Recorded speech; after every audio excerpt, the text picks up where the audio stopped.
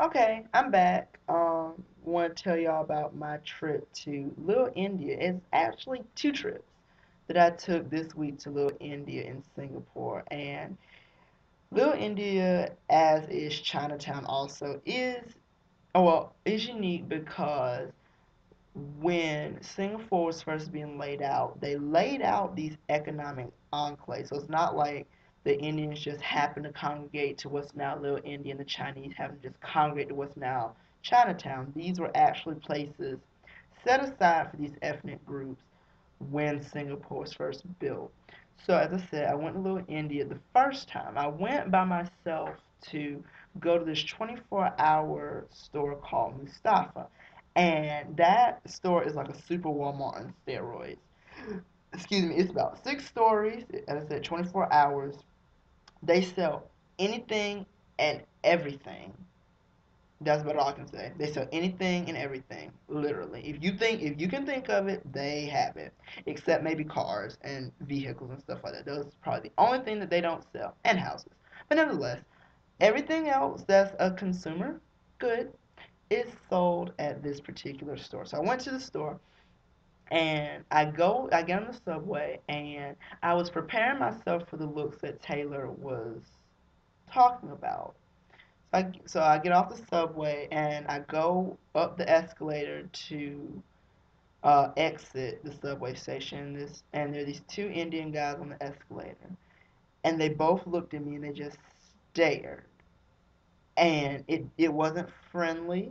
I probably wouldn't have thought anything of it had I not talked to Taylor first, but they stared intently, and they weren't light skinned, so I couldn't figure out why they were staring at me. Because if it was a caste system, I could see them staring at me if they were lighter, but they were just as dark as I am, if not darker, and they were staring at me. But I thought nothing of it. I went on to the store. Went to the store. They actually, their security is so tight. I had a little knapsack that you pull the strings and it tightens up at the top. If you see me on campus, you see me with it. They actually put one of those plastic ties on there where I couldn't get anything into it or anything out of it because I had to cut it with some scissors. They were serious about security. But the store was interesting, all that. But I left the store and started walking around. And I did not go to the tourist section. Uh, Not to say the area I went was an area where I explicitly should not have gone, but I didn't see any tourists or anybody that looked American or anything, one that didn't look Singaporean Indian.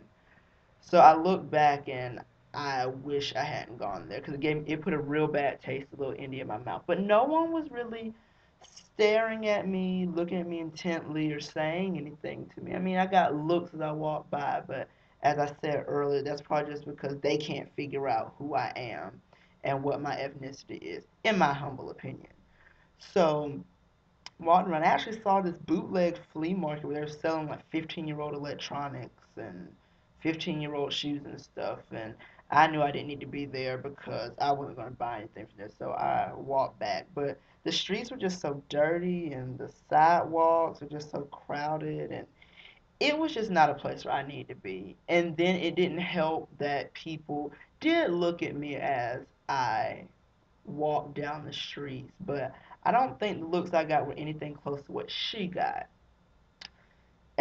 So the next day, a classmate of mine needed to go down there because she wanted to buy an Indian sari, the Indian garb where they wrap it around themselves. So she and I went there because I wanted to go look for some cheap clothes for Malaysia, which we're going to next week.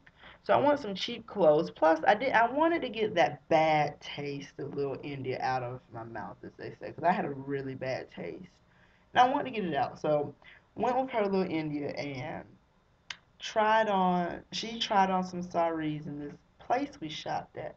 And the man was so nice to her and all, but he didn't say much to me.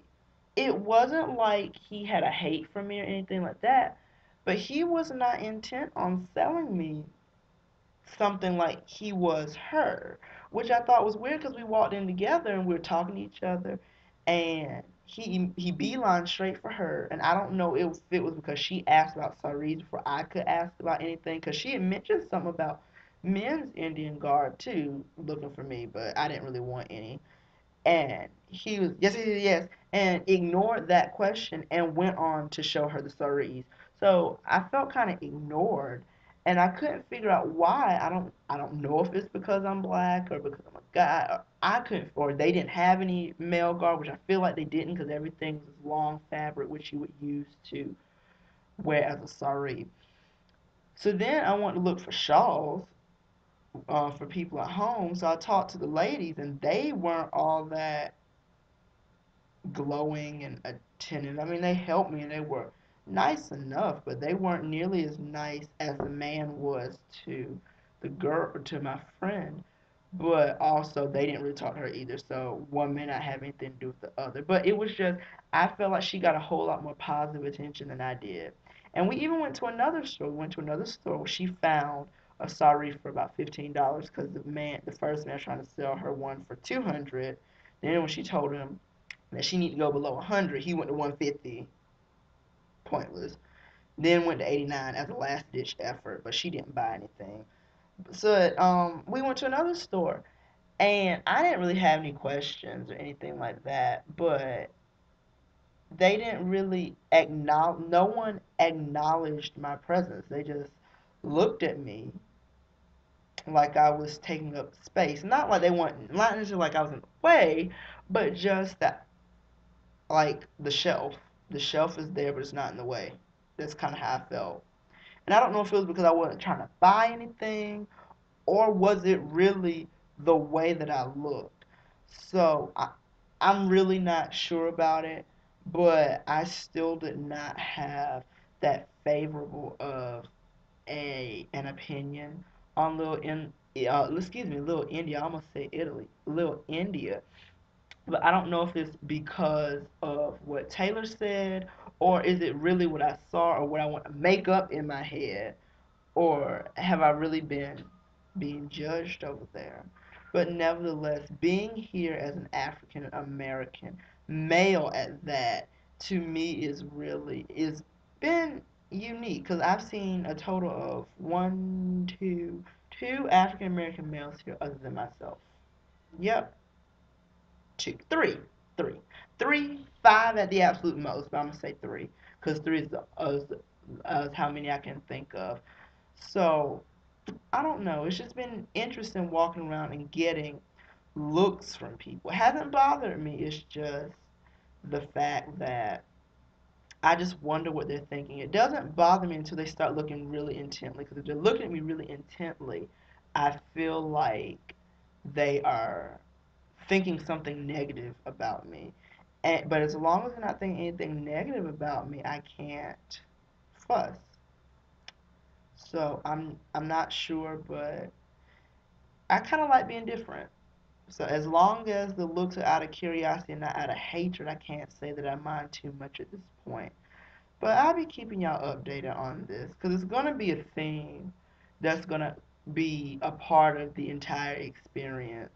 And we're going to Malaysia next week. And as I said, in my entry outside, Malaysia is right next to Singapore, but they're worlds apart, because Malaysia is not nearly as westernized as Singapore.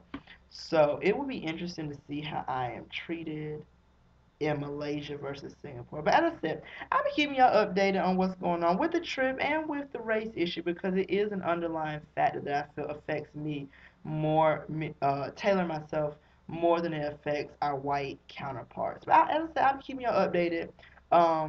Pray for me. I'll be praying for you, and I'll talk to y'all later, and have a good one. Talk to y'all later. Bye.